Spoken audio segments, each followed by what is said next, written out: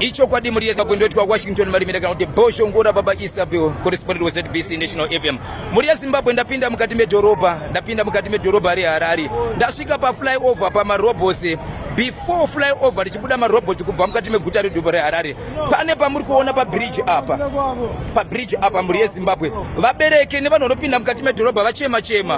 Zviri kuitika panapa pari kubvutwa mafoni, pari kubvutwa mawivi. Kana vanhu ava vachinge vabvuta vari kupinda mumwena mamuri kuona ndoma vari kupinda vanhu vakawanda vanenge vakutya kupinda but vanhu vari kuita zvinhu izvi vanhu vanogara panapa vatisingazivi kuti vangave nekumba here kana kuti kupi vanogara musango nerimwe zita tingashidza chiti Mastreets Kids chikonzero panenge ari so vanhu vari kuchema vachiti mapurisa nevamwe vanogona kutibatsira tingaita sei totadza here kufamba mukati medhorobha nekuti ndo zvatiri kuitwa mutemo unoti kudii toita sei mamuri kuona muri yeZimbabwe ndoma vanopinda ritori bhesi iri rinopinda mafoni rinopinda mawigi asi vanhu vanenge vakusvika kutorwa asi ndichitaura nevanhu vakawanda vari kutaura mashoko ekuti izvo kana tichinge tabirwa mutemo kana wakonewa tikabata vanhu ava tikazorova haisi mhosva here mapurisa dai vakwanisa kutibatsira